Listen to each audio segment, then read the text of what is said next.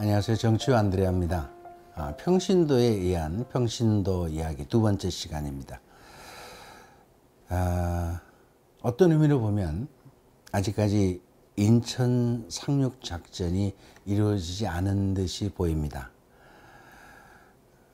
지금 제가 말하는 것은 과거에 우리의 전쟁 때 6.25 전쟁 때 메가더 장군의 상륙 작전을 말하는 것이 아닙니다. 아직도 제2차 바티칸 공의회의 배가 한국 땅에 상륙하지 못하는 것을 말하고 있는 거죠. 아직 인천 바다 앞에 둥둥 떠 있다 이 소리입니다. 진정한 의미의 평신도 사도직이 한국 천주교에 제대로 상륙하지 못한 듯이 보인다 이런 말입니다. 갑자기 왜 제2차 바티칸 공의회를 언급하느냐? 신앙의 방주에 평신도 사도직의 진정한 의미가 제2차 바티칸 공의회 안에 잔뜩 살려있기 때문입니다. 그래서 평신도 사도직을 이야기하기 위해선 먼저 제2차 바티칸 공의회를 언급할 수밖에 없습니다. 1962년부터 65년까지 두 번째로 바티칸에서 열린 이 제2차 바티칸 공의회는 우리 교회에서 20세기 가장 위대한 예언자라고 지칭하는 성 요한 23세 교황님께서 소집을 하셨습니다. 당시에 많은 사람들은 요한 23세 교황님의 연세가 거의 80이 다 됐기 때문에 그냥 스쳐가는 분이 아닌가 이렇게들 생각을 했죠. 그런데 그분이 과연 우리 가톨릭 교회의 역사 안에서 가장 중요한 업적을 남기신 분이다. 이거 우리가 어떻게 짐작했겠습니까, 당시에? 근데 어쨌든 그런 안타깝게도 요한 23세 교황님께서는 공의회를 소집하셨지만 공의회 도중에 돌아가셨고 바오로 6세 교황께서 공의회를 마무리하셨습니다. 제2차 바티칸 공의회는 가톨릭 교회가 과거의 제도와 틀을 현대적인 모습으로 바꾸게 된 아주 획기적인 사건입니다. 제2차 바티칸 공의회는 교회가 현대사회에 맞는 새로운 교회의 모습으로 탈바꿈하지 않으면 살아남을 수 없다는 것을 깊이 인식하고 있었습니다. 공의회 이후 많은 것이 바뀌었죠. 그 중에서 가장 눈에 띄는 것이 전례입니다. 공의회 전에는 제대가 벽에 붙어 있었죠. 사제들은 벽에 붙어 있는 십자가를 바라보고 미사를 주례했습니다. 제사의 성격이 굉장히 강했죠. 미사 언어는 전 세계 공통적으로 라틴어로 주례를 했습니다. 그런데 공의회 이후에 이제 제대가 앞으로 나오고 무슨 말인지도 모르는 이런 라틴어 미사에 참여했던 그런 많은 사람들이 그 나라의 고유한 언어로 미사를 드리게 되었습니다.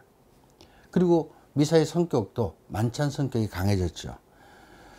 과거에는 미사의 모든 중심이 성찬의 전례에 있었다면 공회 이후에는 말씀의 전례와 성찬의 전례가 똑같은 비중을 차지하게 되었습니다. 그만큼 말씀이 중요하다는 것을 새롭게 인식하게 된 겁니다. 왜 이런 변화가 있었을까요? 그 바탕에 바로 평신도 사도직이 있는 것입니다.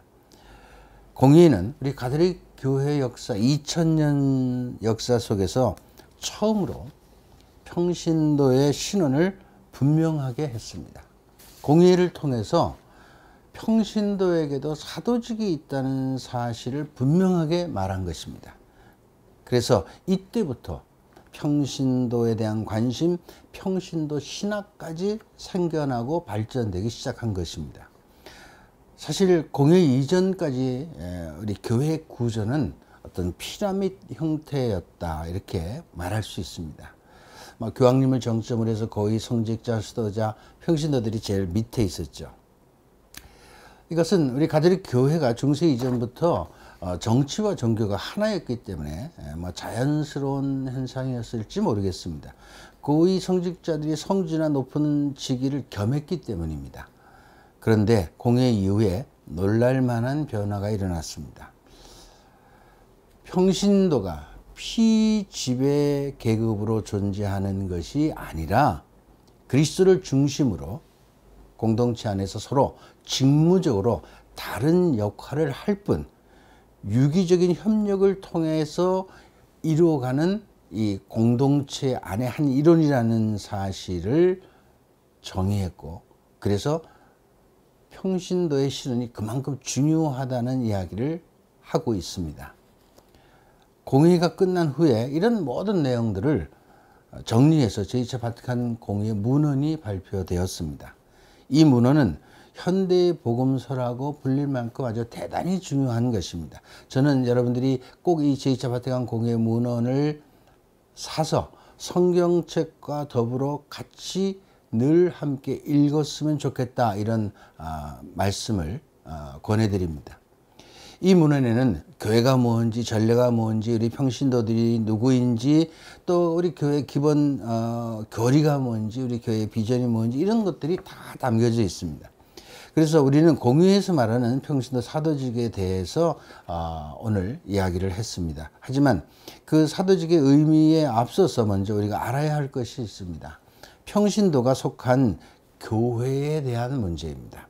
교회가 무엇인지 먼저 알아야 평신도의 의미에 대해서도 명확해집니다. 자, 이제 교회가 무엇인지에 관해서 알아보도록 하겠습니다. 다음 시간에 뵙겠습니다. 감사합니다.